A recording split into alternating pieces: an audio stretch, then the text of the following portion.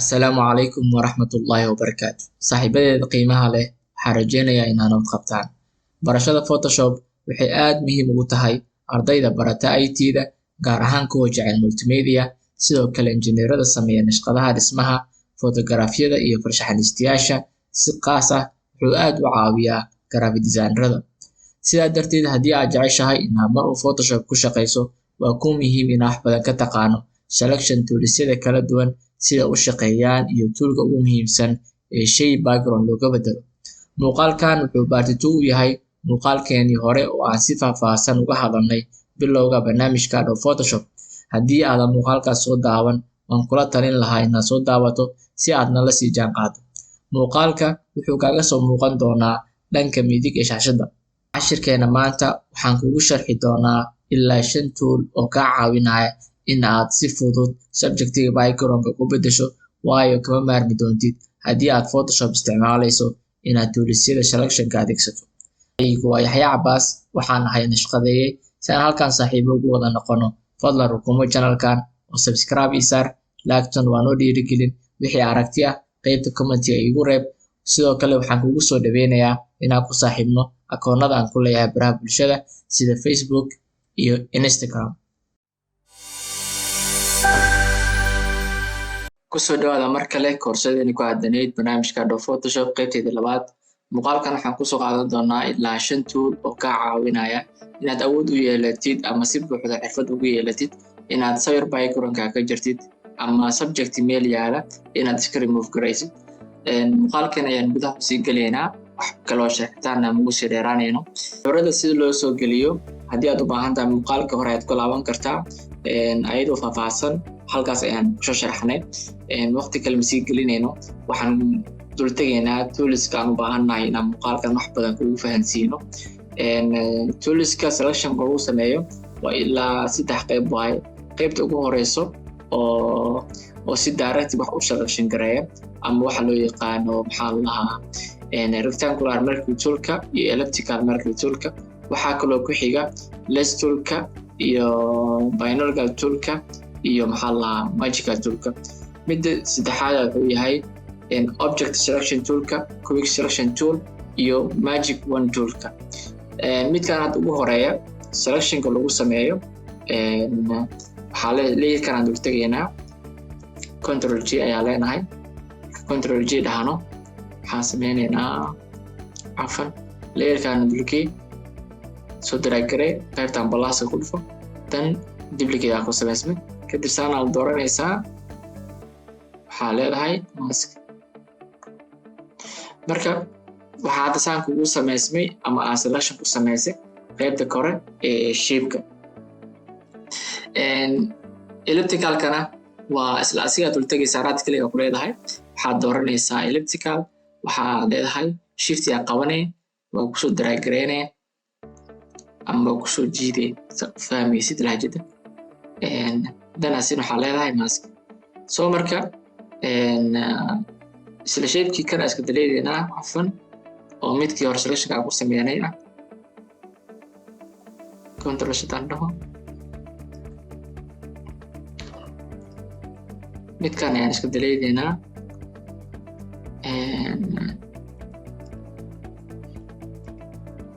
Waxaan rabnaa inaan elliptical ku probeeno oo kusoo drag gareynay.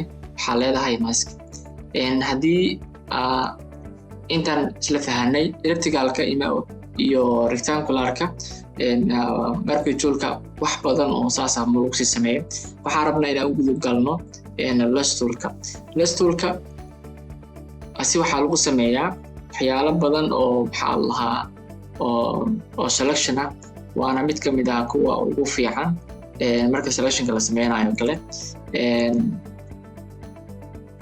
Haddii aan u baahanahay in aan sawirkan koobkan kofeyga aan ku sameeyo, aan ka jaro qaybtan oo koobkan kale yariiska u yaalo, aan haddii aan ka jaro, waxaan leeyahay waa soo drag gareynaa. Waxaan leeyahay halkan ayaan balaas ku leeyahay, waa copy gareynay. Ama waxaa la dhihi karaa shortcut Control J. Then waxaan dooranaynaa layerkan copy ah, waxaan u bixinaynaa test ayaan u bixinaynaa ama waxaan u bixinaynaa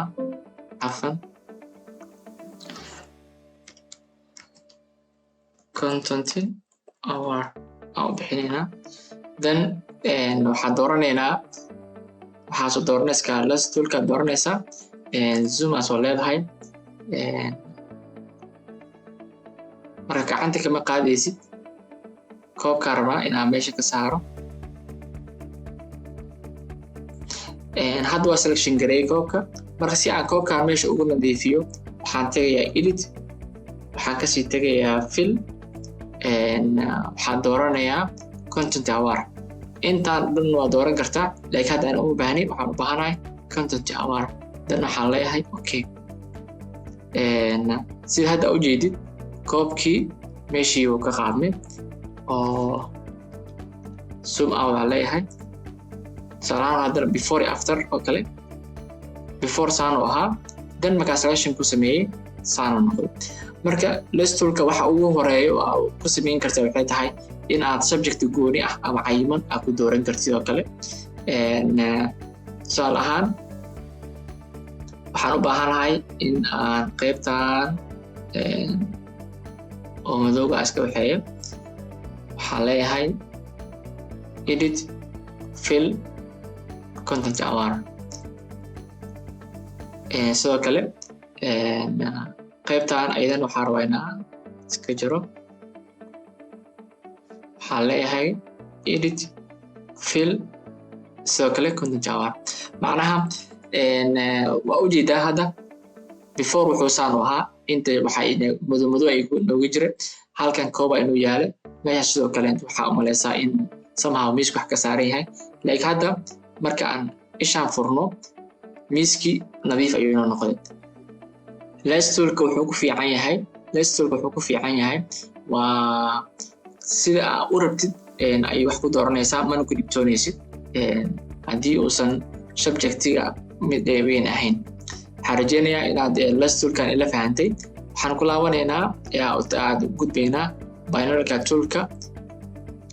binary toolka markaad u baahan tahay inaad selection ku samaysid, aad kana imaanaya. waxaan leeyahay control J, waa duplicate gareey. sababta aad duplicate gareynaysaa waxay tahay, waxaa laga yaabaa layerka koowaad in haddii aad ku dul samaysid in aad qalad ka samaysid. marka hadhow si aad wax badan ugu laabo lahayd, waxaa la samaystaa layer oo aad ku draft gareysid. sawirkan rabaa inaan backgroundka ka jaro. marka si aad backgroundka uga jaro sawirkan, waxaad u baahan tahay inaad marka hore aad selection gareysid. halkan sawira waxaa kugu tusi doonaa ilaa 2 nooc 3 nooc oo selection tooliska selection lagu sameeyo. sawirkan rabaa inaan selection ku sameeyo. hadda waxaan leeyahay click,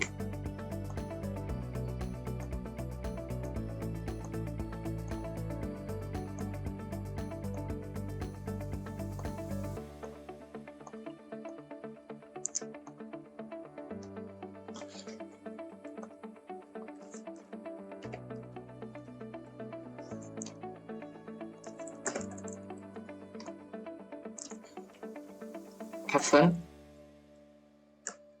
zoom out aan dhaho.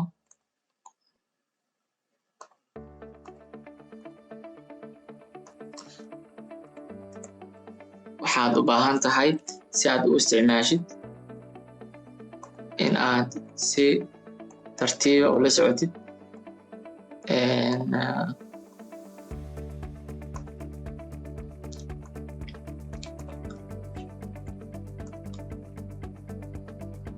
binary toolkan waa more difficult waaye selectionkiisa, laakiin waa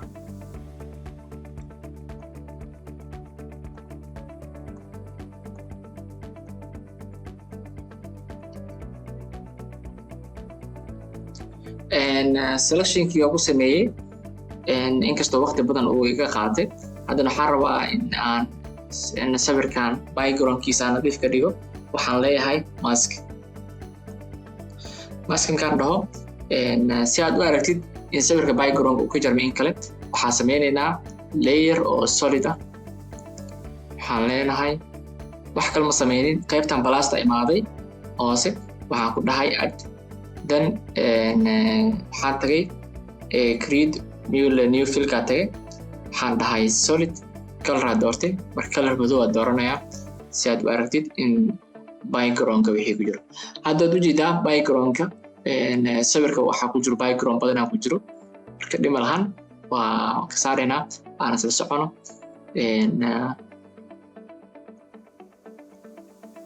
sawirka dul tag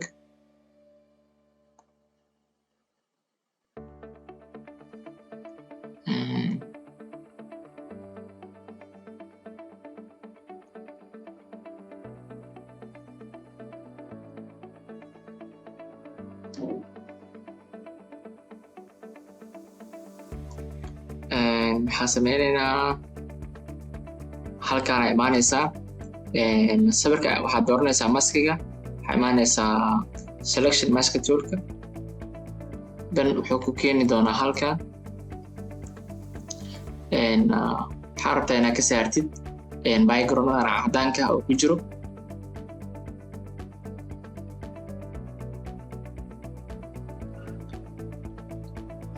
waxaad dooranaysaa refine edge brush tool then waxaa leedahay waa zoom gareynay marka haddii aad brushka inaa weynaysid open bracketka ka weyneynay haddii aad doonaysid inaad brushka weynaysid open bracketka ka weyneynay close bracketka haddii aad inaa yarisidna open bracketka ka yareynay hadda waxaan doortay brushkan loo yaqaano refine edge brush tool dan waxaan leeyahay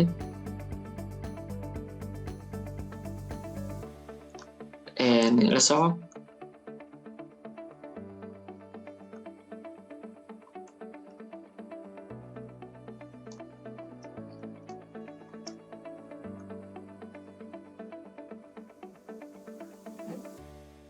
si tartiibaad ugu soo wadaysaa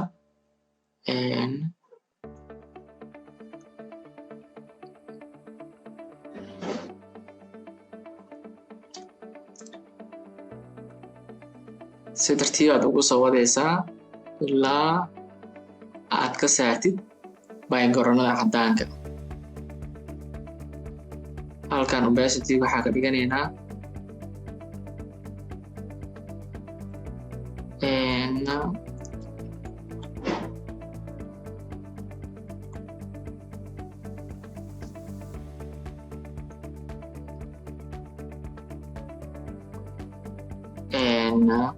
then halkan imaanaysaa zoom wili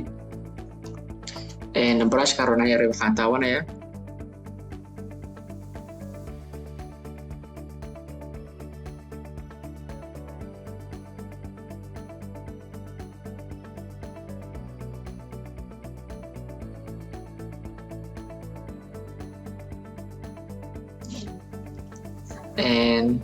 hadda backgroundki waa okay aa leedahay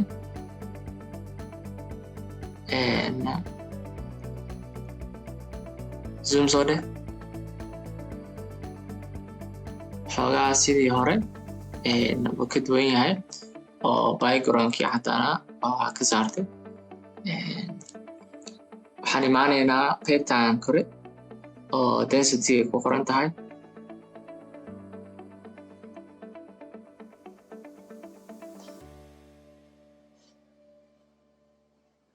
qaybtan faderka imaanaynaa waxyar blur ka dhigaynaa haddii aan saan dhaho shadow wuxuu yeelaa stroke uu yeelaa laakiin waxyaa yareynaynaa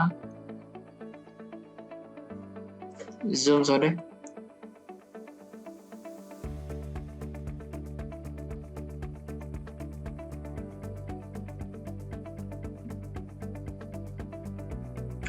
waxyar okay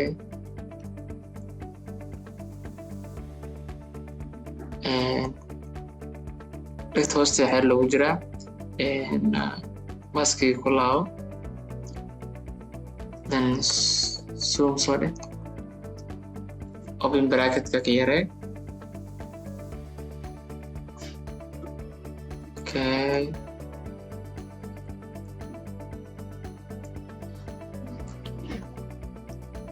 then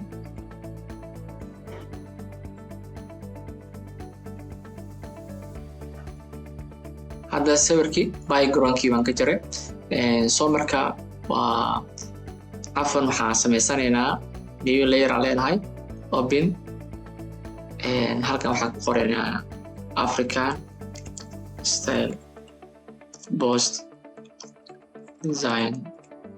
Okay, sawirkii waan soo qaadanaynaa, wax kale ma sameynin, sawirkii intuu noo yaalay waxaad dooranaysaa move toolka, then subject aan dooranay, waa soo drag gareynay, halka imaanay paste ku leedahay, mid aan hor u yaalay midkaas aan isticmaalaynaa. waxaan leenahay control T si aan transform u sameyno. waxyaalahan oo dhan waa basica, waxaan ku soo sharaxnay muuqaalkeeni hore, marka mar labaad ku laabo muuqaalkaas oo si fiican u soo fahan, then okay aan leedahay. hadda biological toolka waxaan aragnay sida selection loogu sameeyo, list toolka sidoo kale waxaan aragnay sida selection loogu sameeyo. waxaan rajeynaa inaad toolkaas ayaan isla fahanay. waxaan u imaanaynaa toolka xiga oo loo yaqaano object selection toolka. haddii aad rabtid in aad si fudud aad selection ku samaysid, waxaad isticmaali kartaa object selection toolka. waxaad leedahay imo selection ku samee, then halkaan imaanaysaa waxaad leedahay mask. marka si aad u isticmaashid object selection toolka, markaad soo dooratid waxaad dooranaysaa qaybtan balasta ah, waxaad imaanaysaa halkan. haddii aad rabtid last tool aad ka dhigan kartaa, haddii aad rabtid rectangle aad ka dhigan kartaa oo aan qaybta hore ku soo aragnay. dan waxaad dooranaynaa rectangularka, halkaan imaanaynaa. haddaad u baahan tahay adigoo aanan kusoo drag gareynin, tusaalaan oo kale hadda ku drag gareynaynaa moogtahay, adigoo aanan ku drag gareynin waxaad sameynaysaa halkaan ay ku qoran tahay select subject aad dooranaynaa. muxuu inoo sameeyey, wuxuu inuu selection dragi aan sameynaya waa ka maarmo. dan waxaa leeyahay mask, layerkan hoose waa iska jarnaa, marka waa iska qarinaa. marka hadda waxaad u jeedaa backgroundkii oo hadday aan ku rafaadaynay si fudud ayuu ku jarmay. marka si aan u aragno backgroundka haddii wax dul saaran yihiin oo madmadow ah iyo haddii kale, waxaan sameynaynaa, waxaan dul tegaynaa layerkan, dan layerka layer cusub sameysanaynaa, dan background aan sameynaynaa. marka background madow aan ka dhigaynaa, dan waxaa leenahay qaybtan hoose ii keen. hadda maxaa u jeedaa si clearly ah oo wuxuu kugu sameeyey, macnaa si nadiif ah ayuu kugu sameeyey selection. haddaan markaa sameynaynay oo biologicalkan aan sameynaynay, waad arkayseen waa kan aan ku sameynaynay rafaadka aan ka marnay. marka laakiin hadda si fudud ayaad background uga bedeshay. marka waxaan rajeynaa toolkan aadka muhiimka ah inaan fahantay oo isla fahan. waxaad leedahay right click, waxaan isla fiirinaynaa toolkan loo yaqaano quick selection toolka oo asina kasoo agdhow maxaa la object selection toolka oo aad u agdhow yahay. zoom out aan leenahay, dan markaad dooratid waxaan dooranaysaa normalkan.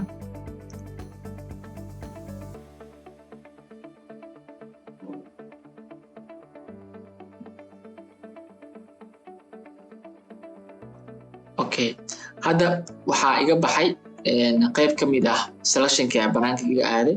marka waxaan sameynaynaa hadda tusaalaan oo kale haddii aan maska dhoon fiiri,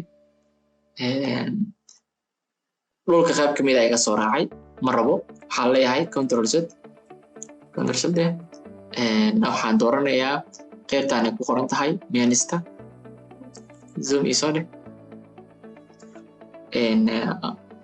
open bracketka ka yaree brushka, control Z, wili open bracketka ka yaree. marka waa ku soo celinaa, haddana waxaad dooranaysaa plus. haddii uu gudaha kaa galo plus aa leedahay, haddii uu banaanka aadana meesha dooranaysaa.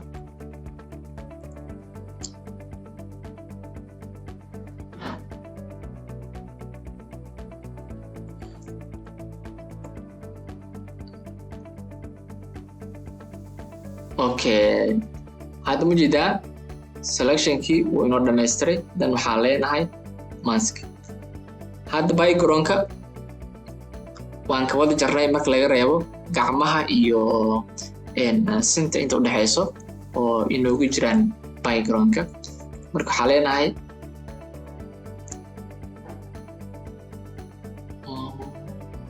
si fudud waxaa leedahay waxaad dooranaysaa halkaan imaanaysa faderka waxaa leedahay select and mask then zoom out there.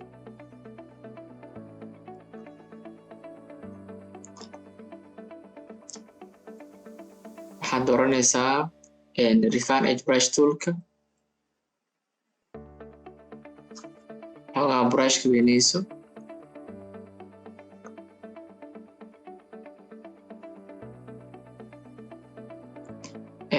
xoogaa markaa brushka weynaysatid haddana sidoo kale qaybtan kale imow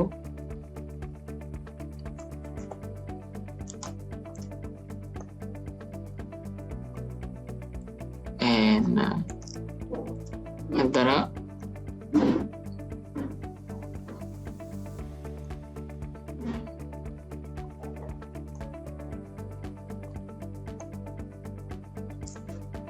hair brushka weynay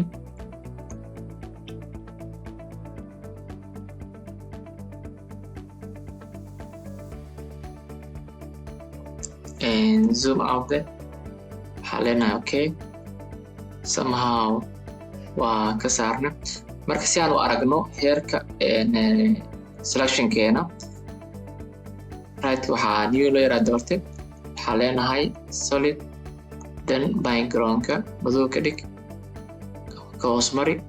marka hadda waxaad ujeedaa in xoogaa oo lagu jiro. marka waxaa imaanaynaa maskiga then waxaad dooranaysaa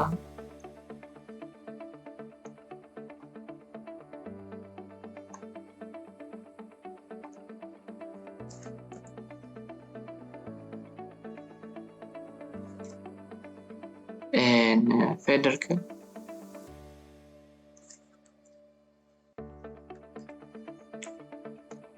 dhib malahan double click ku dheh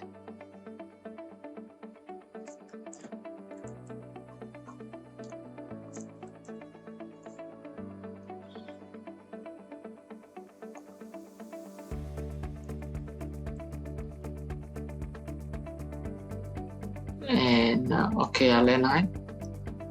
waxaan imaanaynaa blurka waxaan dooranaynaa leenahay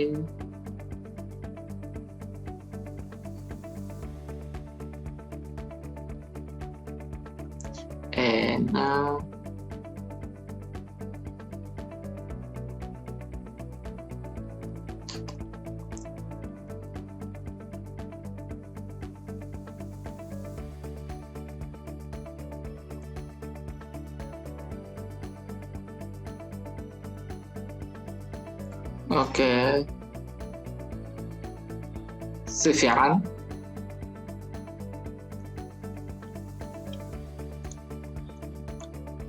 then zoom out aa leedahay ka zoom out dahdid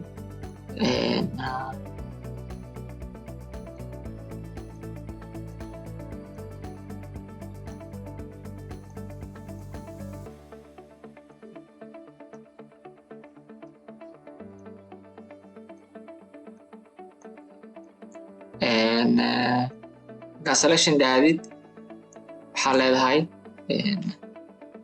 sorry sawirka dooro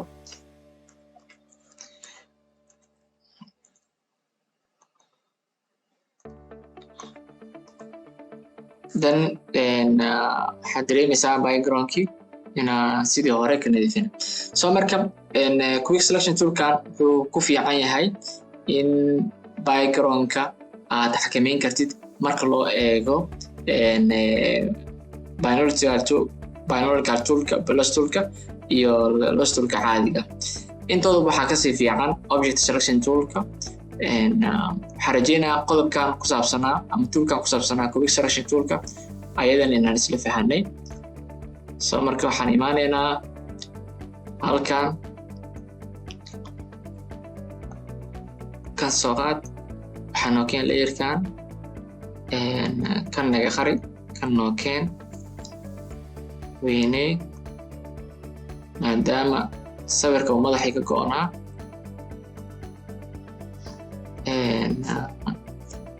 fiican u sameyno waxaan imaanaynaa solidka waxaa leenahay create background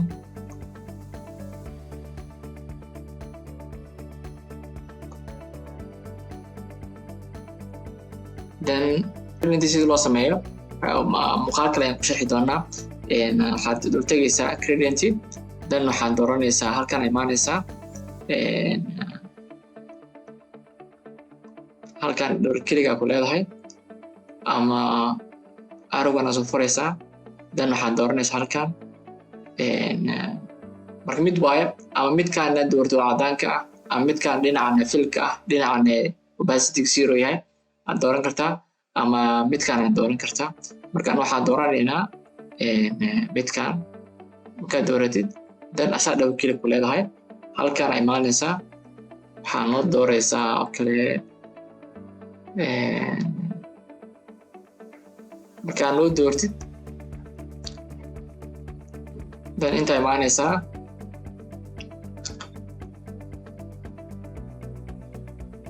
sorry then okay deh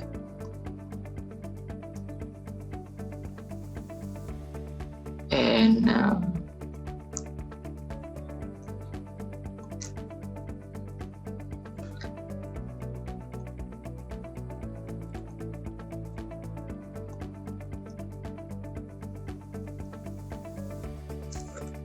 okay waxaa leenahay right click deh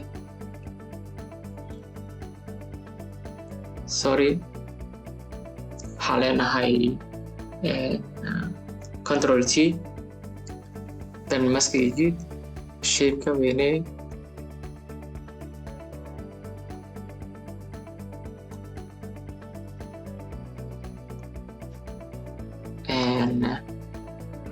dhima lahaan sida loo sameeyo waa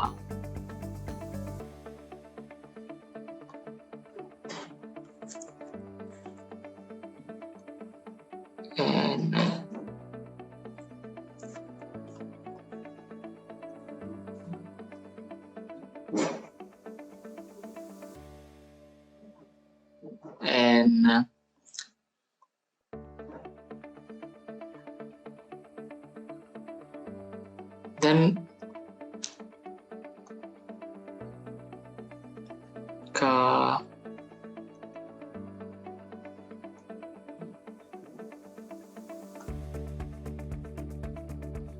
waxaan is leeyahay afkan dariiska doortaa somehow sidiis ku daa layerka noo door waxaa dhahdaa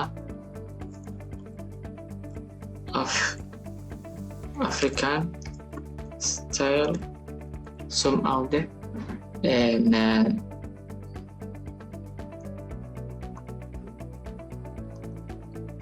halkan waxaa ka dhigaynaa African style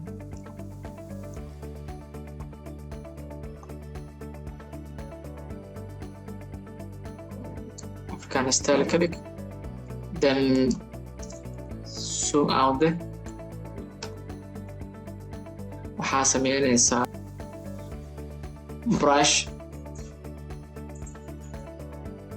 then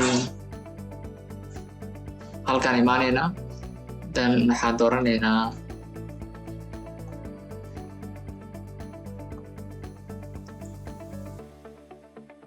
layerkan koos mari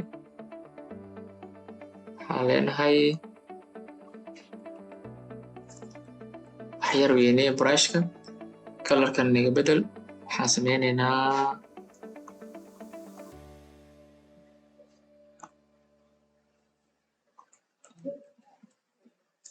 zoom out daxir